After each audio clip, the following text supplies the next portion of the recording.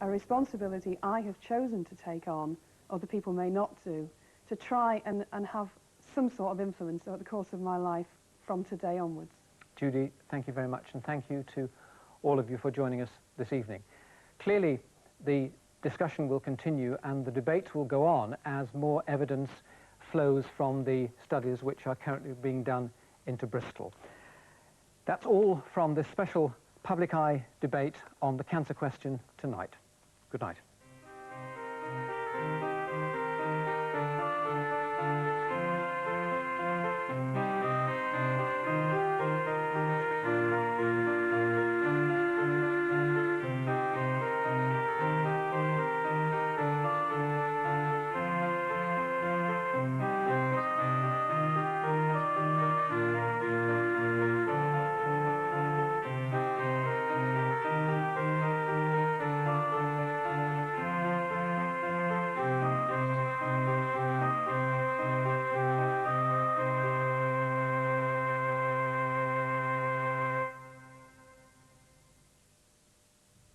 If you want information about any of the centres or groups mentioned in the programme, please send a stone-to-desk envelope to The Cancer Question, Box 229, Bristol BS99 7JN.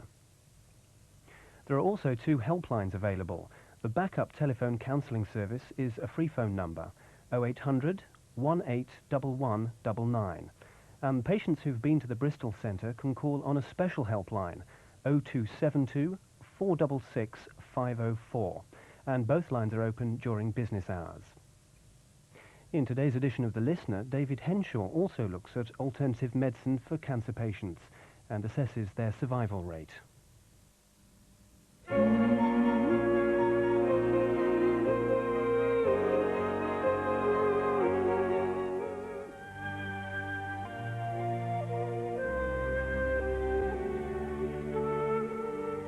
In remote parts of the central mountains, ibex can still be found. The males constantly lock horns in tests of strength. Ibex, a form of mountain goat, are renowned for their agility. Their cloven hooves expand to grip the rock, and the soft inner pads cling like suction cups. The Wildlife of Arabia, Sunday at 7:15. Omnibus on BBC One shortly explores the illicit international trade in stolen ancient artefacts, focusing on the looting of the Kanakyria mosaics of northern Cyprus. In Newsnight here on 2 in 10 minutes, Francine Stock and Peter Snow will be assessing what the British Land Forces will be able to do in Saudi Arabia, now that the government is to send a battalion from Germany. First, a little soul-searching with Lindsay Drew, Talking to Myself.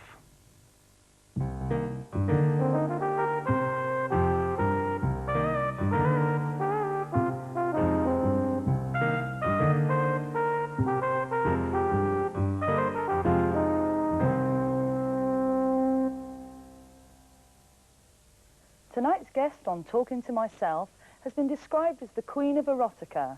She began as a page 3 girl and is now editor of internationally known girly magazine Penthouse. She has made her reputation and living by being photographed naked and being very good at it. Some would admire her obvious attributes, while others would accuse her of contributing to the exploitation of women. She is Lindsay Drew. Lindsay, most people think of page 3 girls as brainless bimbos. What makes you any different from the rest? Well, I suppose in any profession you're going to get some people who are brighter than others, and I suppose there are some page 3 girls who are brainless bimbos, but I don't think just because somebody takes their clothes off for a living that they are doing it because they're a bit of a thickie. They take their clothes off for a living perhaps because they enjoy it and they're making the most of their wonderful physical attributes. I had a very boring job in an office, and I saw modelling as a way to sort of make a career for myself, see the world, enjoy myself, and so I decided when I went into it that I'd give it my all, as it were, and really go for it. And about 7 years ago, I started getting involved in the editorial side, and I worked my way up to editor of Penthouse. And I must say that as editor of Penthouse, I don't believe that I'm exploiting anyone. But come on, Lindsay, are you really the editor? Aren't you just a figurehead put there for PR purposes? No, I'm not, and I find that quite an offensive remark, actually. Just because I've got large breasts, blonde hair, and I'm an ex-glamour model, I can do my job, and I am the editor of Penthouse magazine, and have been for almost 4 years. I think that it actually works very well having a woman editor.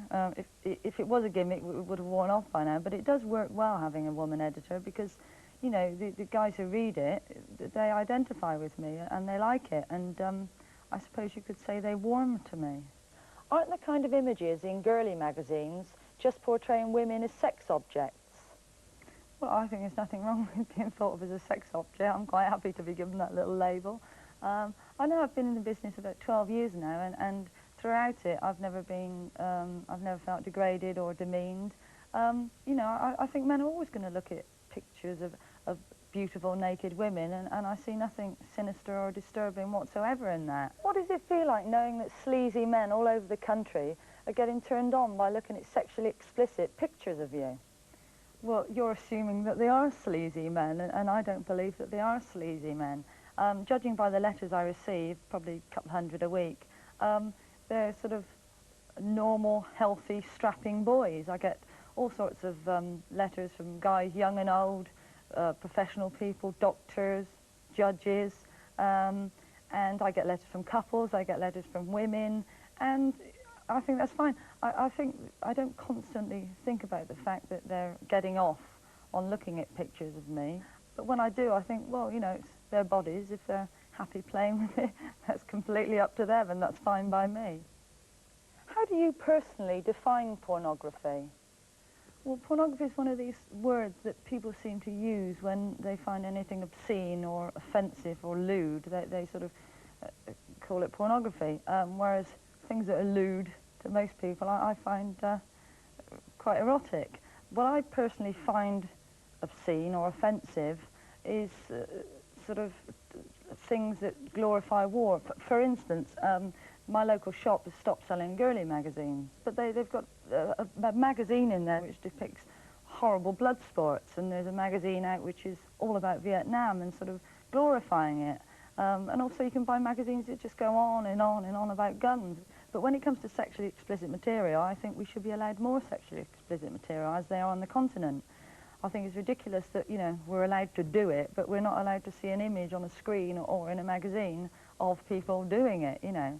But when it comes to where do I draw the line, I actually draw the line where sexually explicit material contains violence or any sort of coercion. Have you ever been aware of coercion within the soft porn industry? No, I certainly have not. I receive letters every week from girls who really want to make a career out of being a model. You know, they see it as a good move. And also model agencies are inundated with girls who want to pursue this as a career. I think it's unrealistic to suggest that someone's actually forcing them to get involved in this way. I also think that the sort of industry I work in is very glamorous, and someone who really didn't like what they were doing, really didn't enjoy it, just couldn't do it. They wouldn't look the part, and it just wouldn't work. One objection to pornography is that it gives a completely false image to the majority of men about the majority of women. Do you think that pornography can harm relationships? No, I don't think it can harm relationships. I believe that it can enhance relationships. I've spoken to some sex therapists who've told me that it's general practice to use magazines, including Penthouse, with people who've got sexual problems. Couples who, for instance, the man can't achieve erection. And I think it's sort of silly to suggest that, you know, we believe our partners are going to look like they've just tumbled out the pages of a glossy magazine. You know, where it takes sort of an hour and a half for a hairdresser and makeup artist and a lighting guy to make everything look gorgeous, you know. But just because it does look gorgeous, I don't think, you know, there's anything wrong with us looking at that. You know, I think it's a healthier world that allows us fantasies, be they sexual or be they other fantasies. You know, it seems to me these days that it's terribly trendy to blame all the world's human problems on porn, or erotica, as I prefer to call it. And it also seems to me as well that there seems to be a few MPs around who are quite anxious to jump on this bandwagon And, you know, I don't think there's anything wrong with being ambitious and trying to make a name for themselves, but I'm not truly convinced that what they say that they believe in. What do you say to people who accuse magazines like Penthouse of contributing to the ever-rising sex crimes figures here in Britain? Well, I don't believe they do, and in 1979 we had the Williams Commission that investigated links between sex crimes and pornography and found there was no evidence to suggest it. I think that we seem to be having more and more censorship in this country, and yet the sex crime figures went up 20% in 1989, whereas countries where hardcore pornography is freely available seem to be very stable. Holland and Sweden are two in particular, and it seems to remain stable. So I think we should be having more. Yes, but what about the evidence of sex offenders who claim that their actions were a direct result of them coming into contact with pornography? Well, I think the evidence of sex offenders is always going to be suspect because they're just looking to shift the blame. And be it a blue movie, a pin-up in your local garage, or a page 3 picture, they'll say they've seen pornography, and it can then be used in mitigating circumstances. A lot of these people who actually criticise our magazines really very rarely come into contact with it, and it's actually a fallacy that we do publish these disturbing, violent images that we're often accused of. We just print pictures of women with very little clothes on, and I find nothing wrong with that whatsoever. How do you see the future for the industry? Do you think the need for pornography will ever cease to exist? No, I don't think, and I hope desperately, that the need for pornography will never cease to exist. I think that the way forward really is to maintain high standards, make it more widely available, and let us have hardcore pornography, men and women making love. And then that's going to appeal to far more women.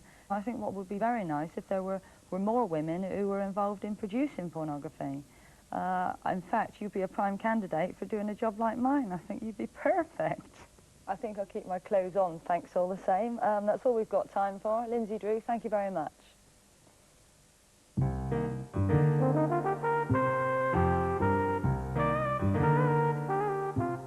Next week's final guest in the series is the controversial Judge James Pickles.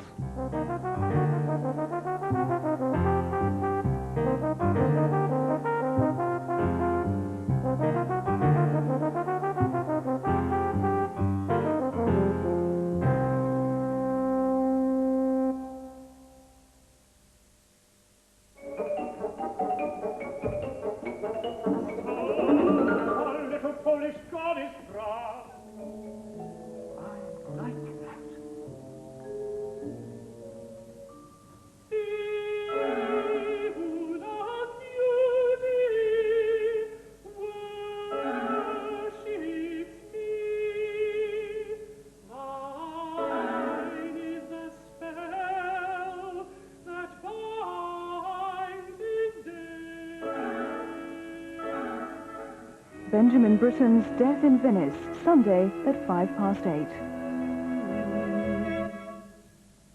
In 50 minutes, Joan Crawford and Van Heflin star in the psychological thriller Possessed, a story of unrequited love, consuming jealousy and deadly revenge. First on to Newsnight with Francine Stock and Peter Snow.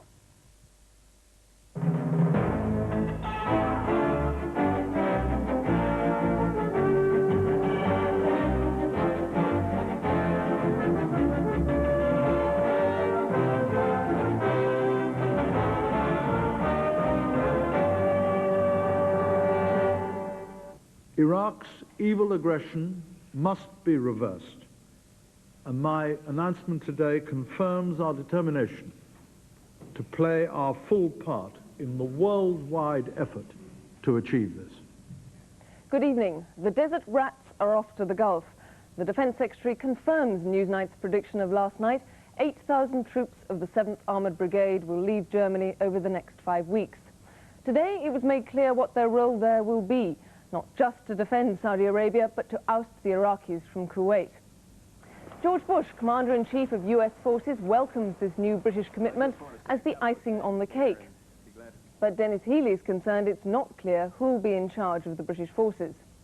Michael Heseltine says the decision is right, but it's risky. And Sir David Steele will be asked what terms he would be satisfied with before sanctioning the use of troops. All three will join me later. I'll be assessing how Britain's commitment of a substantial armoured force will affect the likely balance of military power on the ground 2 months from now. And who will give the orders to Britain's troops and decide whether or not they're involved if it does come to war. Defence Secretary Tom King confirms that these British troops could be part of a multinational military effort to recover Kuwait. But he expects Britain to have a major say in any plan to go in. The other main development in the Gulf today, Iraqi troops enter the French embassy in Kuwait City. The principle is diametrically opposed